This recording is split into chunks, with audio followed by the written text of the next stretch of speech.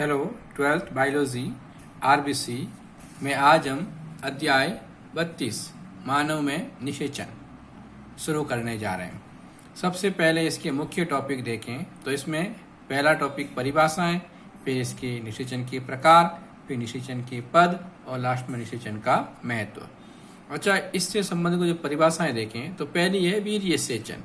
इसका मतलब है नर द्वारा निषेचन के लिए शुक्राणुओं को मादा की योनि में त्यागना वीर्य सेचन कहलाता है। मतलब नर के द्वारा शुक्राणुओं को मादा की योनि में त्यागना। तो कृत्रिम वीर्य सेचन, इसमें कृत्रिम यंत्रों द्वारा वीर्य को मादा के गर्भाशय में त्यागा जाए तो ये कृत्रिम वीर्य सेचन कहलाता है।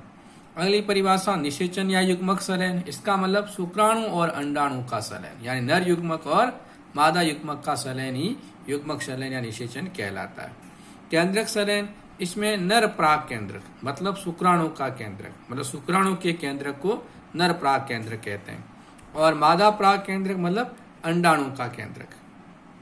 तो नर प्राग केंद्रक और मादा प्राग केंद्रक का जो सलयन होगा, शुक्राणु और अंडाणु की जो केंद्रकों का सलयन होगा, ये कहलाएगा केंद्रक सलयन। तो कोशिका द्रव्य सलयन, इसमें शुक्राणु और अंडाणु के कोशिका द्रव्य का सलयन होगा।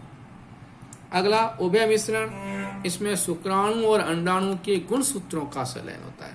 तो गुणसूत्रों का सलयन होगा तो उभय मिश्रण, कोशिका द्रव्य का सलयन हो गया था कोशिका द्रव्य सलयन, और केंद्रक का सलयन हुआ तो केंद्रक सलयन। अब हम अगला टॉपिक शुरू कर रहे हैं, निषेचन के प्रकार। ये दो प्रकार का है, बाह्य निषेचन और अंतः निषेचन। बाह्य निषेचन मतलब इसमें निषेचन जनक शरीर से बाहर मुख्यतः जल में होता है, जैसे मछलियों में, उभयचर में और इकाइनोडर्मेटा में।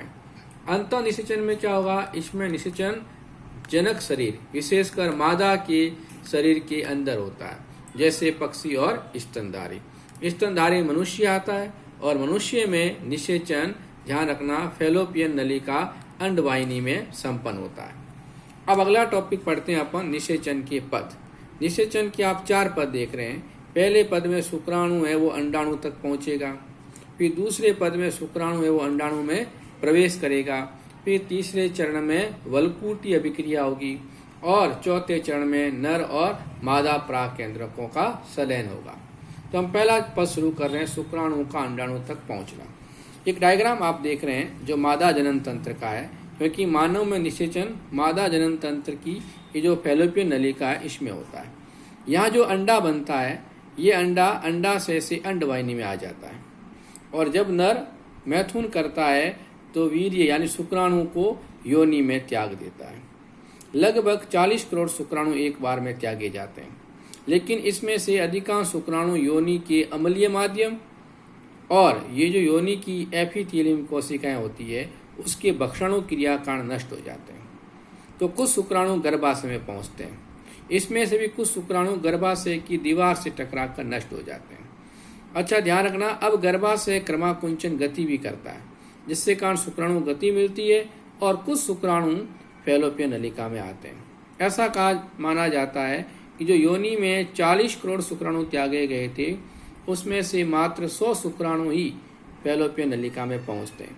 यहाँ पर फैलोपियन नलिका में क्रमाकुंचन गति होती है, और अपन जानते हैं शुक्राणु की पूंछ में तरंगी गति होती है। इस कारण शुक्राणु गति करता हुआ फैलोपियन नलिका में अंडे के पास पहुंच जाता है। तो ये पहला चरण था, शुक्राणु है वो अंडाणु तक पहुंचता है। अब इसका दूसरा चरण शुरू कर रहे हैं, शुक्राणु का अंडाणु में प्रवेश। तो पहले अपन एक ये देखते हैं योग्यता अर्जन क्या होता है। तो शुक्राणु द्वारा अपनी जाति के अंडाणु को जो भेदने की क्षमता अर्जित की जाती है, ये क्षमता ही योग्यता अर्जन कहलाती है। और ये योग्यता अर्जन तब होता है शुक्राणु के अंदर जब शुक्राणु मादा जनन तंत्र में गति करता है, इस समय ये अपनी योग्यता अर्जन कर लेता है। दूसरा चरण, शुक्राणु का अंडाणु में प्रवेश। तो जब शुक्राणु अंडाणु के पास पहुंच जाता है तो ध्यान रखना, शुक्राणु की सतह पर कुछ केमिकल होते हैं जिन्हें एंटी फर्टिलाइजिन कहते हैं। उसी प्रकार अंडाणु की सतह पर भी कुछ केमिकल होते हैं जिन्हें फर्टिलाइजिन कहते हैं। तो इस एंटी फर्टिलाइजिन और फर्टिलाइजिन की क्रिया के कारण शुक्राणु है वो अंडाणु पर चिपक जाता है।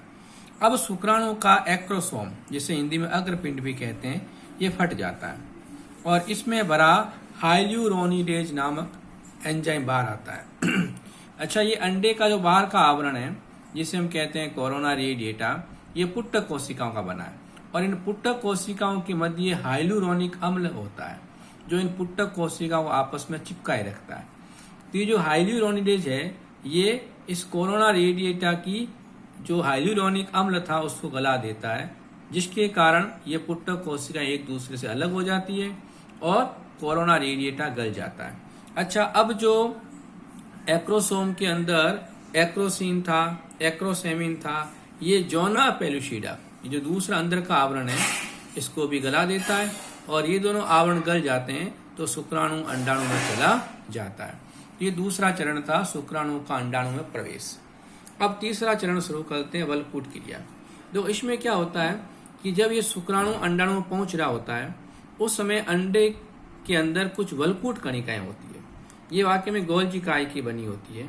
तो ये वलकूट कणिकाएं फट जाती है और इनके फटते ही इन वलकूट कणिकाओं जो रासायनिक पदार्थ था वो अंडे के कोशिका द्रव्य और प्लाज्मा झिल्ली के मध्य फैल जाता है। यानी अब कोशिका द्रव्य और प्लाज्मा झिल्ली के मध्य कौन आ गया? वलकूट कणिकाओं से निकलने वाला रसायन। तो ये रसायन और ये जो प्लाज्मा झिल्ली है ये दोनों मिलकर निषेचन झिल्ली बना देती है। अब ये निषेचन झिल्ली है वो अन्य शुक्राणुओं द्वारा इस निषेचन झिल्ली को भेदा नहीं जा सकता है। इस कारण अब जब एक शुक्राणु अंडे में प्रवेश कर जाएगा तो निषेचन झिल्ली के कारण अब अन्य शुक्राणु अंडे में प्रवेश नहीं कर सकते।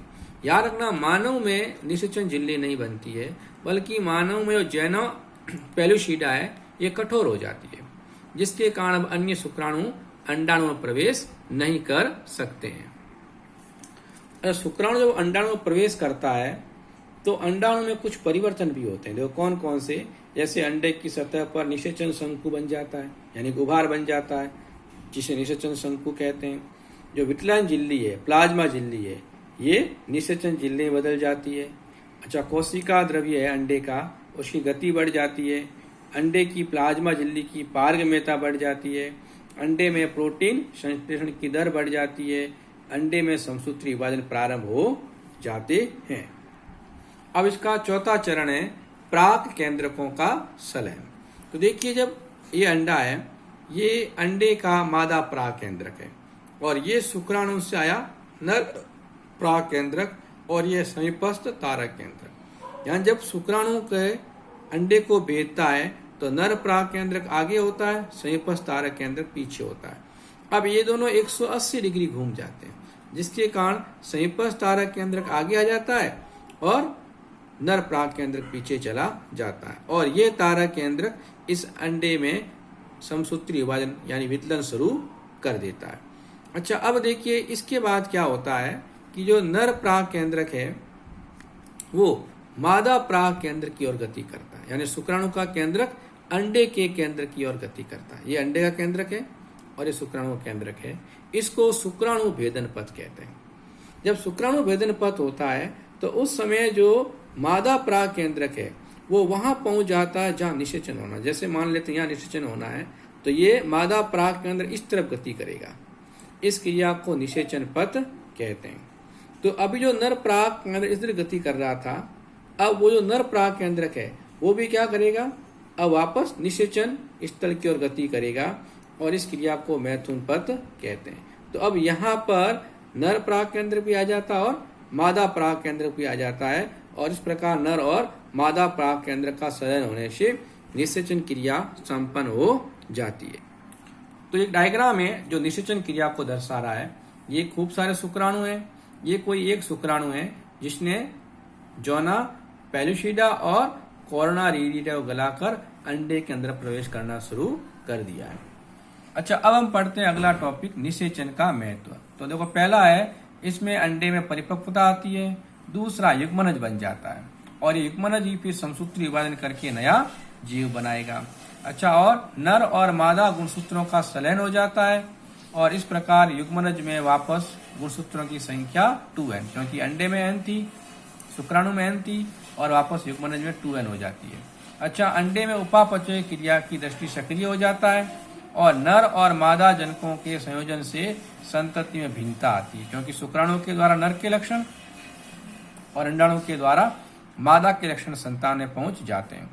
अच्छा, शुक्राणु में XY गुणसूत्र होता है और अंडाणु में X होता है। तो अगर X से X मिल गया तो बन जाएगी मादा संतति, और X से Y मिल गया तो बन जाएगी नर संतति। तो इस प्रकार लिंग निर्धारण भी हो जाता है। और शुक्राणु के प्रवेश के बाद निषेचन झिल्ली बन जाती है, जो बहु शुक्राणुता यानी अन्य शुक्राणुओं को अंडे में आने से रोकती है। और जो मैथुन पथ है, ये विभाजन के अक्ष का निर्धारण भी करता है। तो ये अध्याय निषेचन समाप्त हुआ। धन्यवाद।